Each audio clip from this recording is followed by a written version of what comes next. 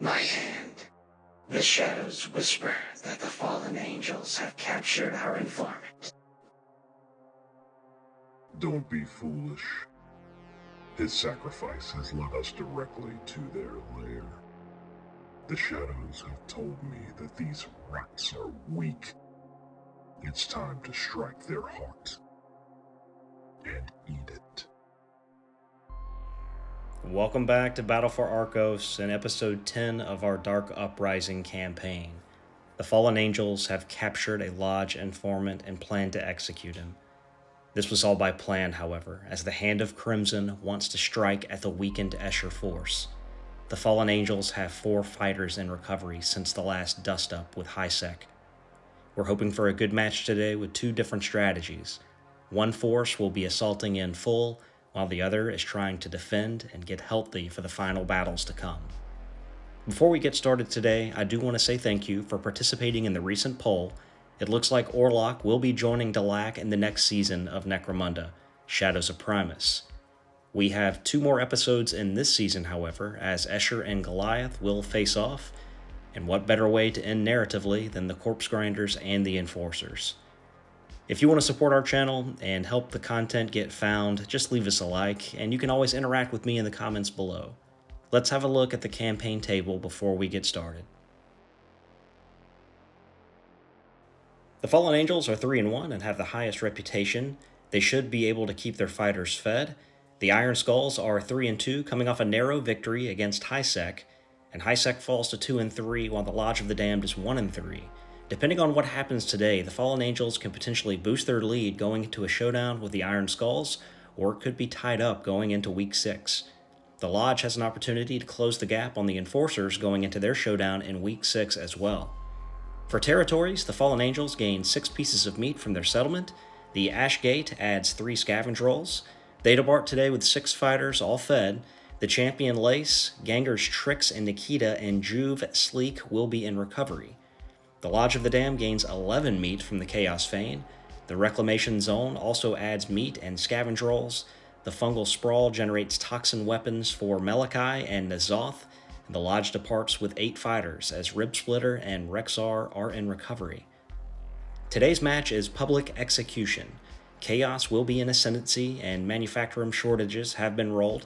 That means that awarded scavenge rolls at the end of the match will be reduced by 1. Our attacker today will be the Lodge of the Damned, and all 8 fighters will start on the board.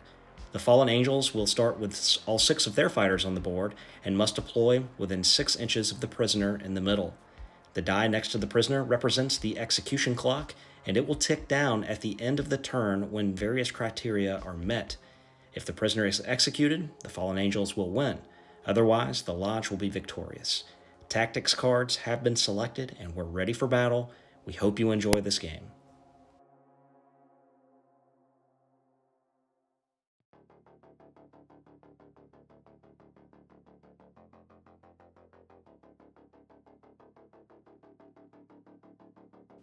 And we're ready to get underway. Priority rolls going out for turn 1. The Lodge of the Damned roll up a 3. The Fallen Angels a 6. They will have the priority. And Viper is going to activate, use her first action to move.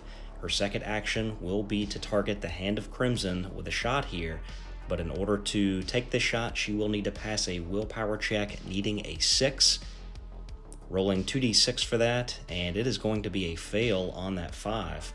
Azrael then activates for the Lodge of the Damned, uses his first action to move. His second action is going to be to lob a smoke grenade, targeting the ground here. He's going to need 5s to hit. These guys don't have very good ballistic skill, but he is going to land a hit. Ammo check is required and failed. He's going to lose smoke grenades for the rest of this game, but did its job here. Razor then activates for the Fallen Angels. She's going to use her first action to move. Her second action will be to fire down at Ripper, caught the Initiate using the Infiltrate rule early on, and she's got a clean shot here with her last pistol, needing 3s to hit due to that short range bonus, and she will get a hit, needing 4s to wound, Strength 3 against Toughness 3, and that will do a wound, and armor save will be taken and failed on this 3. It will do 1 damage, so an injury die is rolled out, Ripper going down with a serious injury.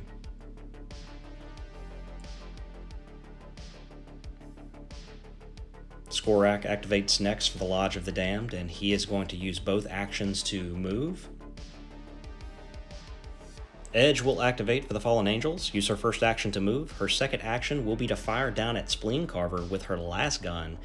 She is short range, so getting a bonus, but the partial cover will negate that, so she will need 4s to hit, and she's going to land a hit on this 6. Also needs 4s to wound at Strength 3, Toughness 3. A wound goes through, armor save will be taken by Spleen Carver, and it's good. He is going to go down pinned. Spleen Carver activates next for the Lodge of the Damned, uses his first action to stand. His second action will be to fire back up at Edge. He does load Manstopper rounds into his auto pistol. No short range bonus here outside of 4 inches, and it is partial cover, so he's going to need 5s to hit. The shot will miss. Lady Death activates and will aim and fire short range at Azrael. The full cover will negate that though, so needing 4s. She's still going to land a hit with her last gun. The roll to wound, however, is no good.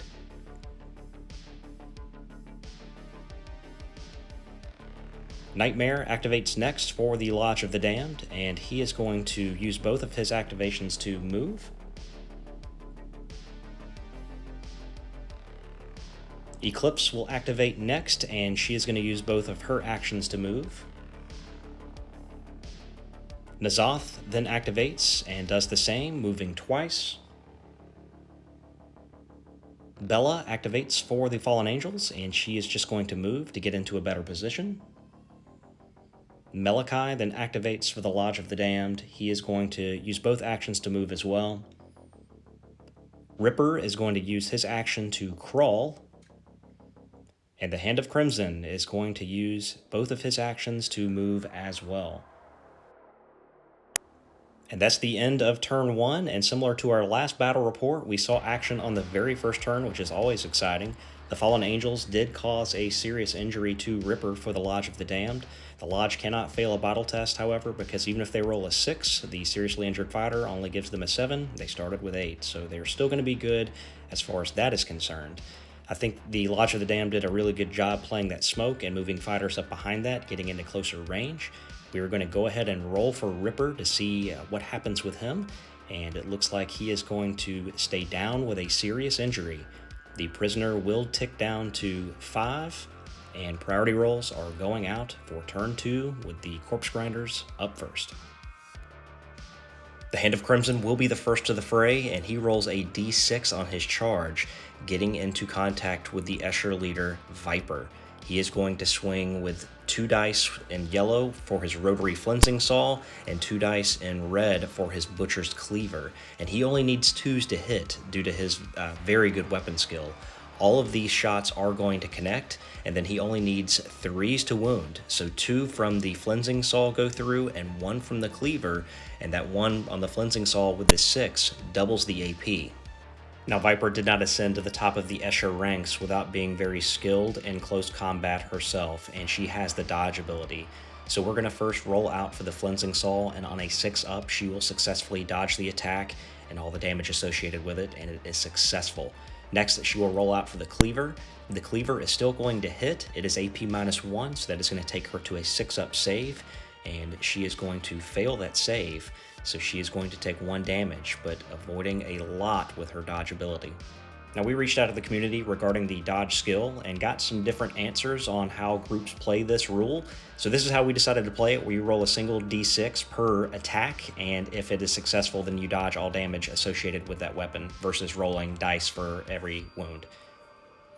Next up, she is going to turn to make reaction attacks, and she's got a shock whip and her needle pistol. She needs 4s because she had to turn, so the shock whip will connect once.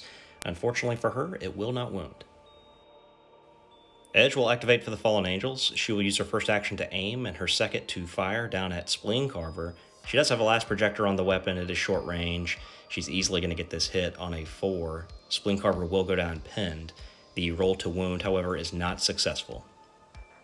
N'Zoth activates, we use his first action to aim, and his second is going to be to toss a smoke grenade, just targeting the edge of the terrain here on the 2nd level. This would provide smoke benefits for the Lodge to move through. With that aim, that takes the ballistic skill down to a 4, and that easily connects. The ammo check is good, and smoke is now up on the 2nd level for the Lodge. Eclipse, realizing she's too close, is going to use both of her actions to move. Azrael then activates for the Lodge. He will stand and use his second action to move.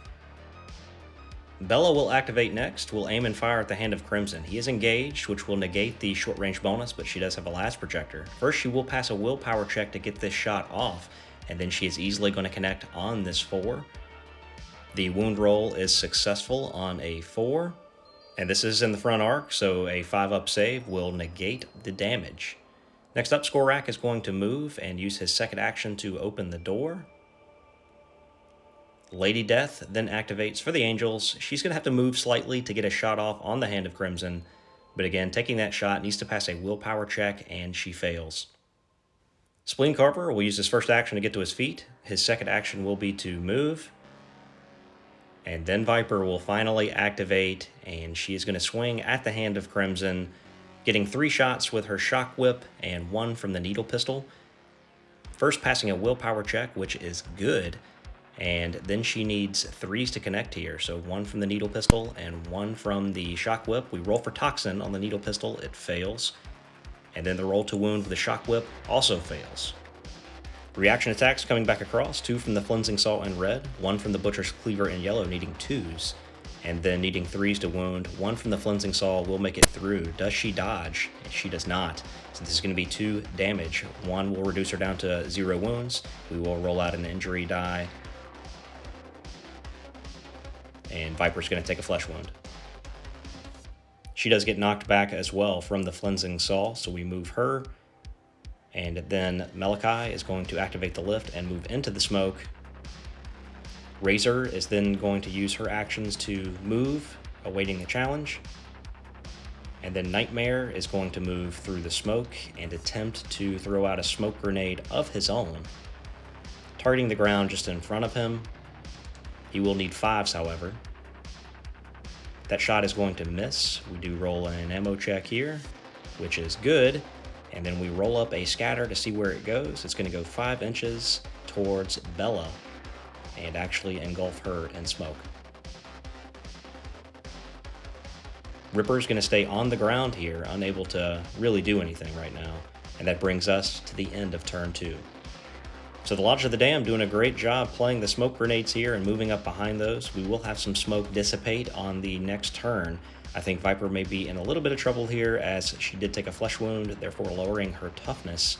Ripper is still down. We'll have to see if he rolls back over, but it's going to be a very exciting turn 3 as the gap is officially closed.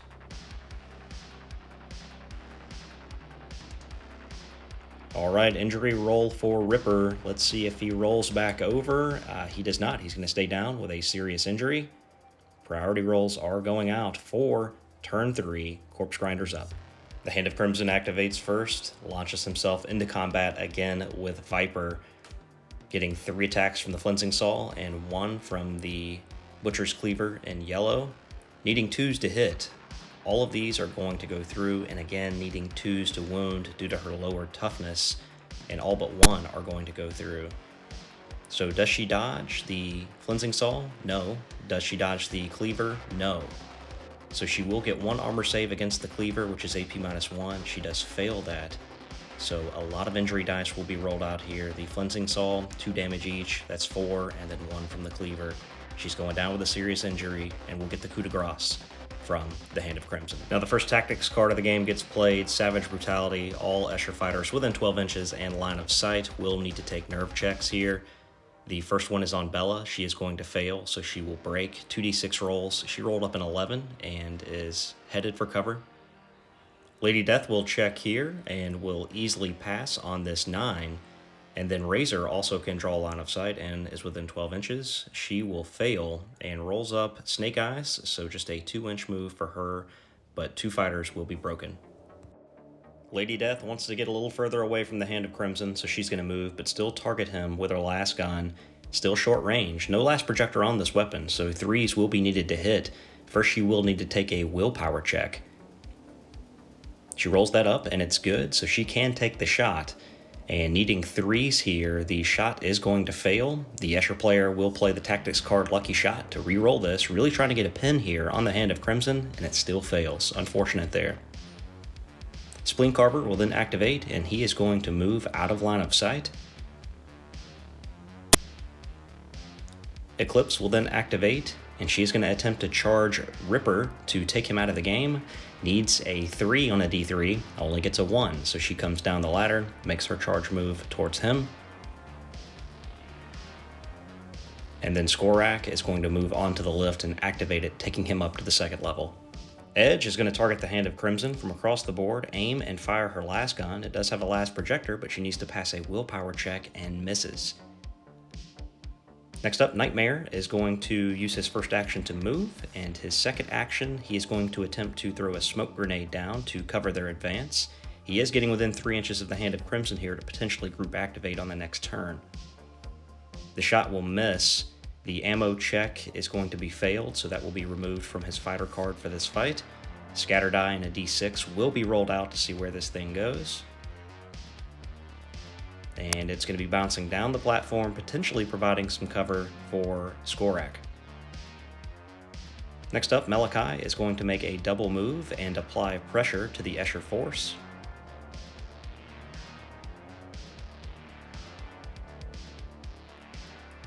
And then Azrael is going to make a double move up the ladder next to the Hand of Crimson. N'Zoth will then step onto the elevator and activate it with his moves, and Ripper is just going to stay put for his activation as he is down with a serious injury. And that brings us to the end of turn 3. So the Fallen Angel is really fighting an uphill battle at this point. Viper was taken out in hand-to-hand combat by the Hand of Crimson, allowing them to play a tactics card that sent Bella and Razor broken and scattering, looking for cover. It's been very difficult with the lack of activations to get ahead in this game for them. Now Bella and Razor are both going to recover, both rolling a 9, so they come back to the fight. But we will need to take a bottle check for Escher, and they roll a 6, so they are going to bottle at this point. Everyone's going to be testing at the start of next turn. And then we're rolling for Ripper here to see if he rolls back over with a flesh wound, and he does. So at this time, priority rolls are going out. The tie is going to the Fallen Angels, but they have decided that they are going to voluntarily flee the battlefield. So the Lodge of the Damned will take a victory today, and the post-game report is coming right up.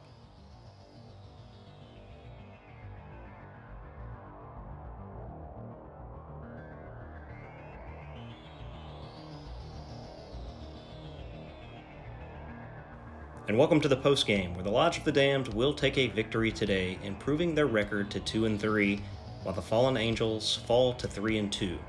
This is going to make for a very interesting Week 6, as the Fallen Angels are now tied with the Iron Skulls, and they will face off. And the Lodge of the Damned is now tied with the Enforcers, and they will face off. I'm really looking forward to these games and bringing this story to a close. I rolled up for the Lodge today, and I had a strategy going into the game. I was going to infiltrate the initiatives to draw some fire off the main force and attempt to deploy smoke and move behind it. I thought it was a good strategy and it was working, but a lot pivoted on the fight between the Hand of Crimson and Viper. Had Viper eliminated the Hand, the game may have played a bit differently. I thought the Fallen Angels did a good job, but the odds were stacked against them. Their fleeing on the battlefield was both tactical and warranted. They were down 4 fighters this fight, and going into next week, they will only be down 1. While I think they could have caused some injuries in turn 4, I don't think they could have kept the Lodge from winning this scenario, so it would have been another setback for Week 6. For spoils, the Lodge will add 7 meat and receive 3 reputation, while the Fallen Angels will lose a rep. The Lodge also adds a scavenge roll. In injuries, Viper rolls a 55 for a spinal injury. No mutation happens, but she will go into recovery and have her strength reduced. That will be a big hole for them to fill in Week 6, especially because she had 8 experience points to spend. The man of the match goes to the Hand of Crimson. He was the first to the fray and did the butcher's work. We hope you've enjoyed this battle report, and we are set up for excellent Week 6 conclusion games. Be sure to leave us a like and subscribe for more Necromunda content. As always, you can interact with me in the comments below. Thanks so much for watching.